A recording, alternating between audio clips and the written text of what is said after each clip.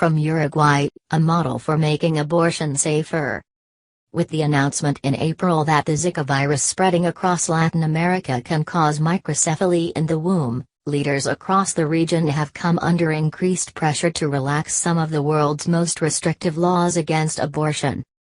Only 2 countries in Latin America have made abortion legal and widely available.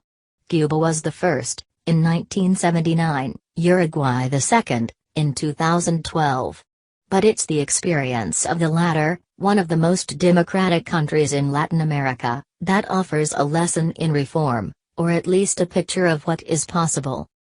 It started 10 years before the law was passed, with a medical protocol called the Uruguay model. Described by its architects as an intermediate step toward allowing abortion, the protocol was designed to make safer the many abortions than being carried out clandestinely. Indeed, by the late 1990s, unsafe abortions were a leading cause of maternal mortality in Uruguay, accounting for nearly 30% of maternal deaths. Nowhere was the problem more pronounced than at the Pereira Rossell Hospital, Uruguay's main public maternity hospital, which serves a primarily low-income population in the capital, Montevideo. There, nearly half of all maternal deaths were because of unsafe abortions, and in 2001 a group of gynecologists, psychologists, midwives and social workers decided to act. The situation was dramatic, recalls Dr. Leonel Brietso, Uruguay's Vice Minister of Public Health. Then an adjunct professor at the University of the Republic, Brietso led the group, called Iniciativas Sanitarias, in a pilot program at Pereira Rossell with one aim, to provide women contemplating an abortion with judgment-free, factually accurate information on, among other things, the use of medicines to terminate a pregnancy.